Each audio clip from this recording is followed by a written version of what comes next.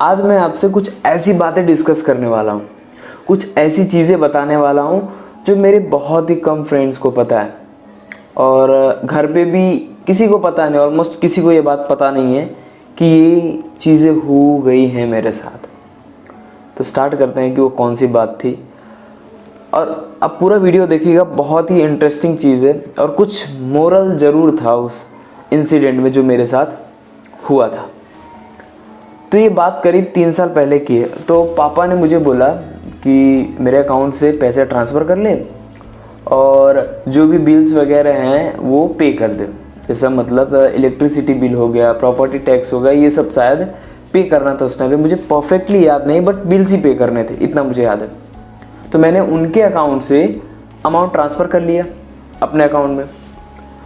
मैंने जैसे उनके अकाउंट से अपने अकाउंट में अमाउंट ट्रांसफ़र किया तो मैं कंफर्म हो गया कि ये मेरे अकाउंट में पैसे आ गए। तो वो पैसे एक दिन मैंने वेट किया कि अब मेरे अकाउंट में शो करेगा, 2 दिन वेट किया, अब मैंने सोचा कि अब मेरे अकाउंट में पैसे शो करेंगे।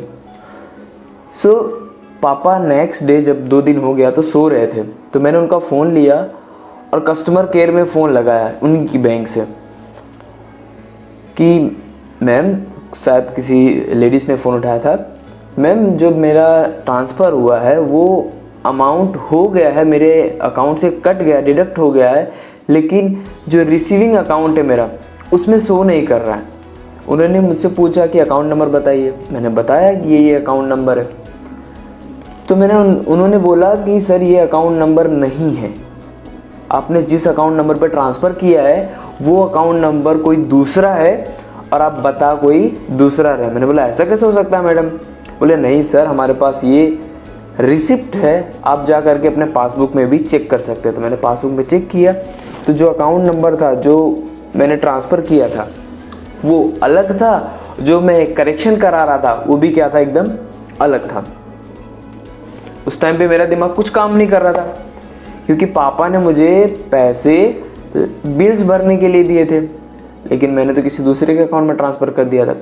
और मैं इतनी जल्दी में था, नाम वाम सब मैंने करेक्ट डाला था, बट जो डिफरेंस था ना नंबर का, बहुत ही माइनर था कि जो एक सीरियल वाइज नंबर था वही था, लेकिन लास्ट के 2 नंबर मैंने चेंज किए। तो जो पैसा था सामने वाले के अकाउंट में ट्रांसफ़र हो गए। मैं टेंशन में 2 से 3 दिन पापा पूछ रहे हैं मुझसे कि लाइट बिल भरा, वेरा बिल भरा। वेरा बिल मतलब हिंदी में, गुजराती में वेरा बिल बोलते हैं, विच मीन्स प्रॉपर्टी टैक्स होता है वो, आपने वो भरा? मैं बोला हाँ पापा, अभी अकाउंट में पैसे शो नहीं कर रहे हैं, जैसे ही शो करेंगे मैं फिल कर दूंगा, मतलब पे कर दूंगा जो भी अमाउंट है बिल का।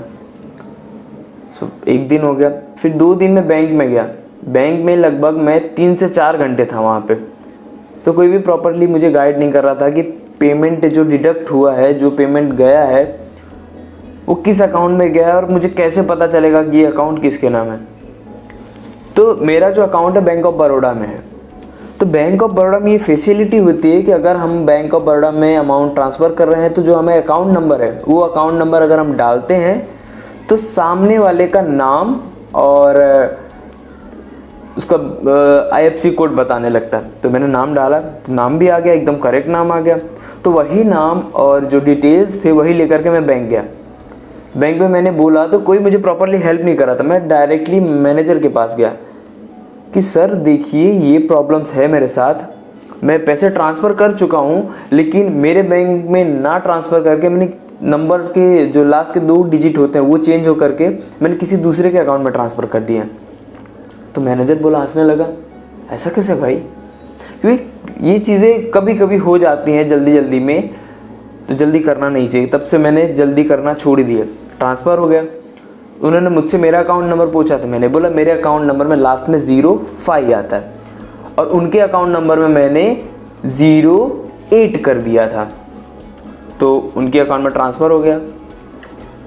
तो मुझे उनका डिटेल्स मिला, फ़ोन नंबर मिला, कहाँ से? मैनेजर से लगभग मैंने आधे घंटे रिक्वेस्ट की, सर अगर आप दे देंगे तो मैं खुद ही ये मनी कवर अप कर लूँगा। मैंने फ़ोन लगाया सामने कि आपके अकाउंट में बैलेंस गया है, कि आपके अकाउंट में इतना बैलेंस गया है, मैंने गलती से कर दिया है, आप रिफ़ंड कर दीजिए, जहाँ बोलेंगे मैं वहाँ पे आके पिकअप कर लूँगा। उन्होंने बोला अपना आधार कार्ड भेजिए, मैंने आधार कार्ड भेजा। अपना पैन कार्ड, मैंने पैन कार्ड भी उनको सेंड कर दिया। मेरा एड्रेस प्रूफ था वो भी मैंने सेंड कर दिया। उसके बाद उन्होंने बोला कि मैं कैसे मान लूँ कि ये पैसे जो हैं वो आपके हैं, मैं कैसे भरोसा कर लूँ कि ये जो पेमेंट है वो आपका ही है। मैंने बोला है मेरे पास रिसिप्ट पड़ा था। मैंने उनको रिसिप्ट की भी फ़ोटो दी, पासबुक की जो एंट्री थी वो भी मैंने उनको फ़ोटो दी। फिर भी वो मानने को तैयार नहीं कि कैसे उनका पेमेंट हो सकता है। तो लगभग मैं एक दिन उनके पीछे दौड़ा, मतलब आप मिलिए तो सही मुझे। फिर उन्होंने बोला कि मैं कल मिल सकता हूँ। तो मैं उनसे मिला कि सर इतना इतना पेमेंट आया है और आप मुझे रिफ़ंड कर दीजिए। मन में मेरे यही था कि सामने वाला बंदा रिफ़ंड नहीं करेगा, मेरी जो अमाउंट है वो वापस नहीं देने वाला है। किसी का भी अगर हम बाई चांस अगर ट्रांसफ़र कर देते तो मेंटालिटी हमारी यही बनती कि शायद ही वो दे। 99% हमारे माइंड में होता है कि वो देगा ही नहीं, और जो 1% होता है उसमें होता है कि क्या पता अच्छा आदमी वो दे दे। तो मेरे साथ भी यही सीन हुआ। और जिसके अकाउंट में मैंने पैसे ट्रांसफ़र किए थे वो एक गवर्नमेंट एम्प्लॉई था। और उन भाई साहब नहीं बोलूँगा, वो एक टीचर थे। मतलब वो एक टीचर थे और वो भी गवर्नमेंट में।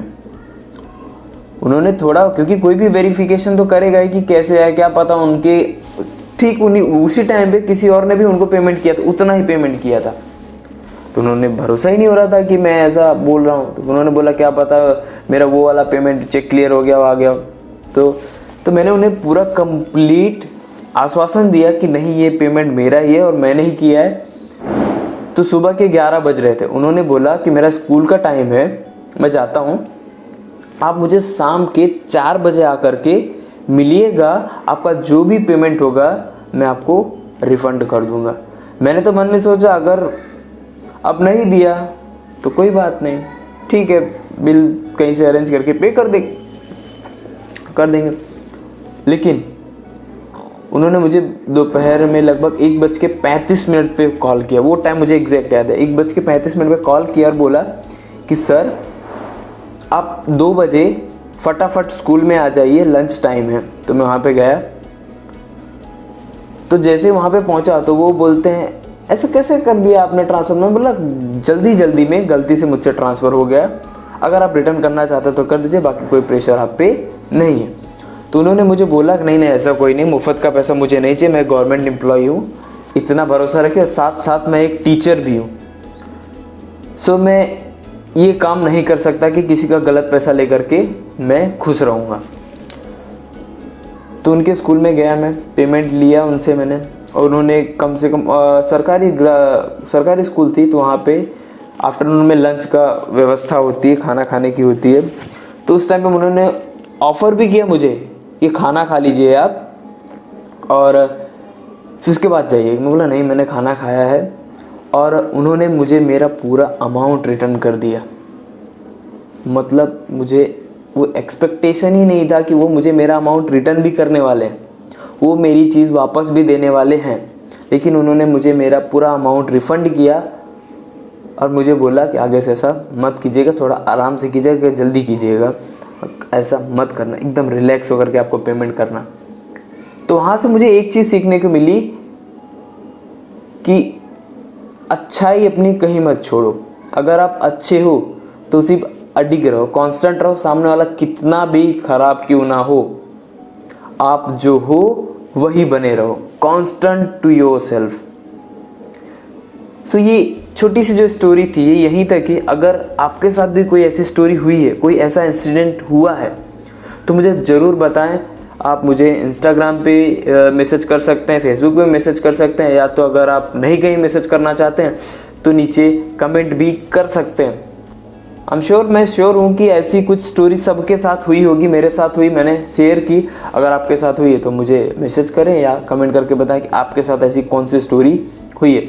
तो हमेशा अच्छे बने रहिए और सबके साथ अच्छा कीजिए और कभी भी लॉयल रहिए। वो इतने लॉयल थे ना, उनसे ही मैंने सीखा कि अगर किसी से भी अगर मुझे 1 रुपये भी मिलता है ना तो मैं उसका रिटर्न कर देता हूँ। 1 रुपये की वैल्यू नहीं होती है कुछ भी, लेकिन सामने वाले का जो माइंडसेट होता है उसको पता चल जाता है कि हाँ ये बंदा 1 रुपये की बात नहीं, ज़्यादा आया तो रिटर्न कर देना। हाँ, डिस्काउंट मांगना नहीं छोड़ना है, मैं डिस्काउंट तो मांगना ही, पर अगर ज़्यादा कोई दे दे रहा ना, उसमें से जो उसका हो वो रिटर्न कर देना चाहिए। सो इस वीडियो के लिए इतना बहुत है। अगर आपके लाइफ में ऐसे कुछ इंसिडेंट हुए तो मुझे ज़रूर बताएं, मुझे बहुत खुशी होगी जान करके कि आपके लाइफ में ऐसे कुछ इंसिडेंट हुए और आपने उससे कुछ सीखा, आपको उससे कुछ सीखने को मिला। तब तक के लिए बाय बाय।